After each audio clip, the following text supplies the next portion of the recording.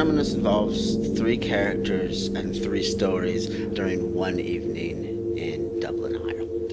A terminus can be something as concrete as a bus terminal or a train station, or it can be the space between that exhale and that inhale, the shift between death and new life. It's a play that begins on a very grounded, realistic level, but that quite quickly enters into a more metaphysical, supernatural, spectacular, very dark, poetic story. I'm just a lover of language, and if you are a lover of language, you come and work on this show. You play with these words. It's told in a monologue form so that we don't have to actually represent any of this crazy stuff on stage. We just do it verbally, and the words create the pictures. If I describe a demon made of millions of worms, people will see it because you say it, and then your audience creates their own picture in your head. They could come up with an answer for themselves, and that wouldn't be challenged by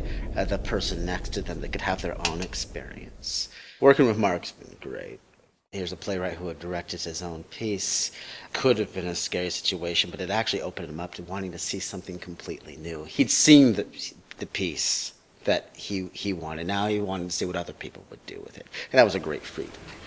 We're going to get somebody else's vision now, and somebody's going to do it in a different way that's going to be hopefully completely individual.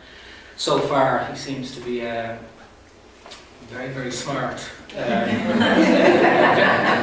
I'd like to tell you that it's going to be a big, wide color palette, but the entire set is darkness. It's all black. We landed on this product, which you probably all have seen in one form or another, but they make it in black.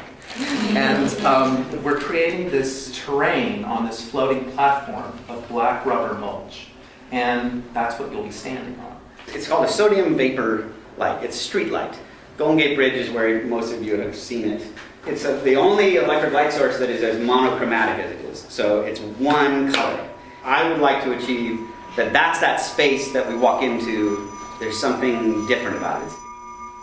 Here he stalls as a worm, crawls away from his face and falls to the sand and hastens away, and he chases it, grabs and replaces it just above his chin. Why worms? I ask. The performances are honest and true and are hitting the right emotional beats and the rhythms, because you've got to surf that kind of language. I found myself a little bit moved in certain places, so you can feel it emotionally. It's already kind of going to the places it needs to go to. Coming back to the Magic Theatre, I'm honored.